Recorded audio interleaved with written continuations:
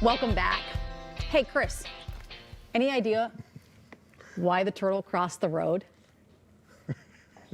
To get to the other side? There are so many reasons, folks. Okay, let's It hear it. could be, yes, like you said, to get to the other side, moving from one wetland to another. If it's female, it could be traveling to or from her nesting site. And if it's a baby, it could have been going across the road because it may have recently hatched from its nest and it could be returning to the wetland. So no matter what the answer is, busy roadways are definitely hazardous for turtles. Here to tell us more about turtles in Minnesota is amphibian and reptile specialist with the Minnesota DNR, Jeff LeClaire. Jeff, good to see you. Good to see you. Appreciate you being here. Yeah, my pleasure. We loved it when you were here last time talking about the spring peepers. Peepers, the little frogs. Yep. And we heard from lots of people who loved it too. So let's talk a little bit about turtles and what do we do when you see one crossing the road? Well, when you see one crossing the road, the first thing to keep in mind, of course, is safety, right? You want to make sure that you're pulling off in a place that's safe. You're not putting other motorists at risk. You're not putting yourself at risk to help a turtle or save a turtle. That being said, once you see the turtle, try to keep in mind which direction it was going. One of the problems that people have when they're trying to help a turtle is they think that the turtle is confused. It's going in the wrong way. If it's going away from the water, yeah. they think, well, you must be confused. You don't want to go over here into this field. You want to be over here in the water. And they'll pick it up and they'll take it all the way back to the water when the turtle knows exactly where it wants to go. And it wants to go away from the water in this instance. Keep in mind which direction it was going and help it across the road in that direction. And that's one thing. And then the other thing is to make sure to handle the turtle as little as possible and only move it across the road. Don't take it somewhere else because this is the turtle's home. It's familiar with this area. You don't want to pick it up and move it somewhere else. You want to just help it across the road and then it can decide what to do from there. And also keep the turtle maybe low to the ground. Low to the ground, yeah. Because especially now when the females are carrying eggs, they also carry a lot of water with them too. And when they go to dig their nests, they expel all of this water to make it easier for them to dig. Well, if you pick the turtle up, you move it around, it'll drop all of its water, and then it will have to go all the way back to the wetland, kind of rehydrate itself with water, and that's an extra trip the turtle doesn't need if you're really trying to help it. So we mentioned turtles going across the road for different reasons. I guess I didn't really think of that. I thought they kind of nested where the ponds were and where the bodies of water is located, but that's not always the case. That's not always the case. For some river turtles, that's true. But for other turtles, like for instance our painted turtles and snapping turtles and Blanding's turtles and things like that, those turtles need to find a high, dry place. You just talked about flood warnings. Yeah. Right here in June is turtle time. It's nesting time for all of our turtles here in Minnesota.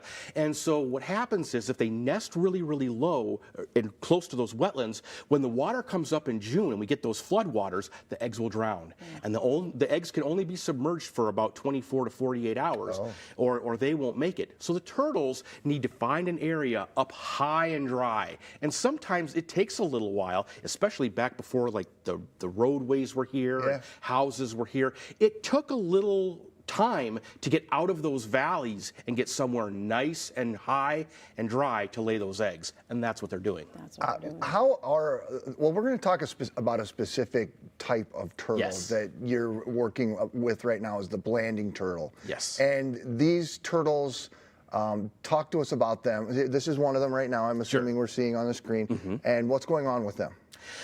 Blanding's turtles are a threatened species here in Minnesota. And we are noticing that their populations are declining in the state. And so we're trying to find out what is going on with these turtles. What could the problem be? So right now we're doing a population assessment on these turtles.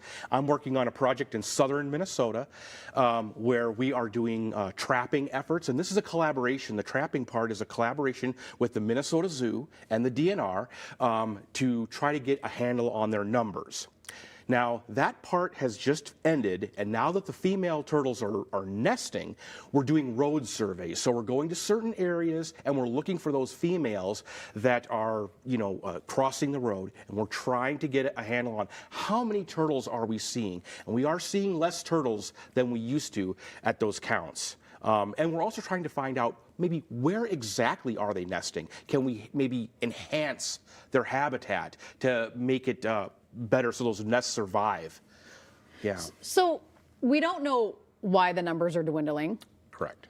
Do they only live in the southern portion of the state, or can you find these Blanding turtles anywhere? So if you look at their map for Minnesota, it's kind of deceiving because if you click on the Minnesota Rare Species Guide, you'll see that the map looks like there's turtles, Blanding's turtles, all over Minnesota.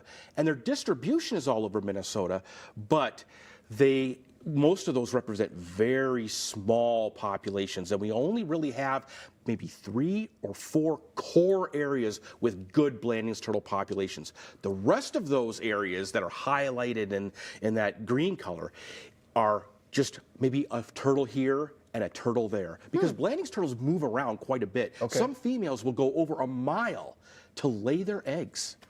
Which is a lot of work when you're moving at that pace, right? Yeah. It's a Yeah. little marathon. How does the Blanding's turtles compare to some of the other turtle species in our state? And we all think of the painted turtles that seem to be everywhere. And then it's the time of the year, too, where I think a lot of people are seeing snapping turtles. Yes. How's our overall turtle population?